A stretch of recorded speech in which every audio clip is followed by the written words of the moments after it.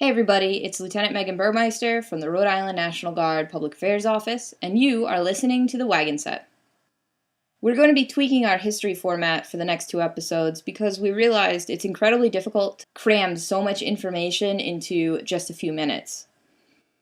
Instead of trying to cover the entire American Revolution, I'm going to focus on one person and one particular event relating to the Rhode Island National Guard's origins. The person we're going to be looking at is William Barton. He was a soldier in the Rhode Island militia, not the Continental Army. He was born in normal circumstances in Warren, Rhode Island, and grew up to become a hatter. Now, by all accounts, William Barton was a patriotic man, and he joined the militia in 1775 as a corporal. By early the next year, he was given command of his own company. Now, Barton greatly admired Major General Lee, Washington's second-in-command, and he was really upset by Lee's capture by the British in New Jersey. Added to the threat was that Lee was in danger of being tried as a traitor due to his prior service in the British Army. At the time, the Americans greatly admired Lee's abilities, and they really wanted him back. Okay, so here's a good point for me to take a break and explain that prisoner transfers and the capture of enemy leaders was common practice during the Revolution.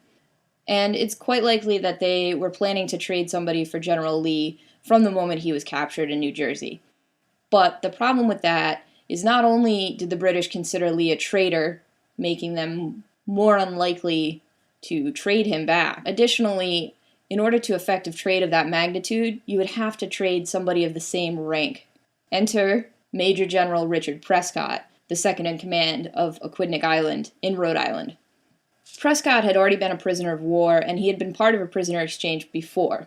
His experiences during his time as a prisoner of war were not positive. He was treated unfairly, according to him, and because of that, he became a very unsympathetic figure in the Revolutionary War. He was stationed in Newport. By accounts, he was very inconsiderate and at times cruel to the residents of Newport, who most were at the time loyal to the crown. So Major General Prescott is in Newport on Aquidneck Island. He's the second in command of over 6,000 British Army soldiers. He didn't seem like a likely target for kidnapping. However, for some reason, Prescott decided that he wasn't going to stay in Newport, and he began overnighting at Overing Farm.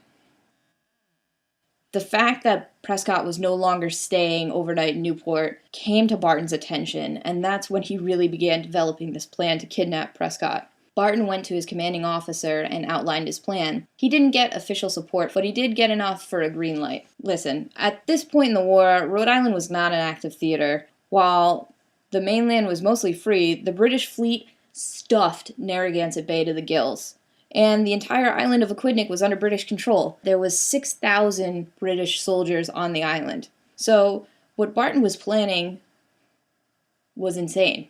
Nonetheless, Barton assembled his team, not telling his men what was going to happen. There's some debate over how many men Barton took on this mission, but the common thought is that he took anywhere from 40 to 50 men. On the night of July 10th, 1776, Barton made his move. He put his men into whaling boats that he had chosen for their speed, agility, and low profiles on the water. Not to mention, they were really easy to come by in colonial Rhode Island. The men rowed from Warwick Neck in between Patience and Prudence Island.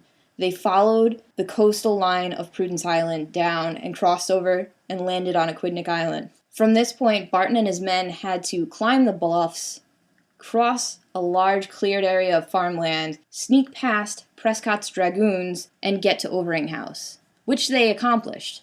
Once they got to Overing House, the single sentry, yeah, that's right, there was only one person guarding the second-in-command of Aquidneck Island, was quickly overcome. Barton and his men took Prescott and his aide-de-camp, Lieutenant William Barrington, who happened to be the son of the British Secretary of War, captive. Then they went back the way they came and rowed back across the bay, successfully delivering General Prescott and his aide-de-camp to General Spencer, Barton's commander. William Barton's successful kidnapping of General Prescott had a huge impact in morale. Eventually, it led to the successful transfer of Major General Lee, and they were able to get him back. But I don't want to finish this without saying this attempt was crazy. So much luck was involved in Barton successfully accomplishing his mission. He was in the right place at the right time, he had the right information, They managed to sneak past an entire fleet, past 6,000 soldiers,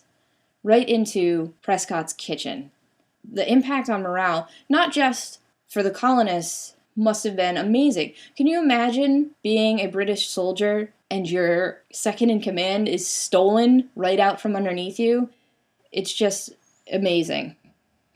Okay, so after he did this crazy daring thing, William Barton has kind of an interesting life. He later goes on to become the adjutant general for the Rhode Island militia. He also winds up spending 13 years in debtor's prison up in Vermont.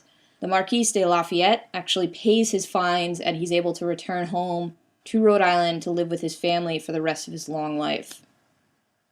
Overing Farm is still on Middleton. It's now called Prescott's Farm. You can go and visit it. It's really interesting to be able to stand where such a historical event happened. Alright, everybody, that's it for today. I really hope you enjoyed this episode as much as I enjoyed researching it and learning about William Barton. Let us know how you feel, what you think, and of course, if you have any suggestions for us, let us know on the Rhode Island National Guard Facebook page. Have a good night.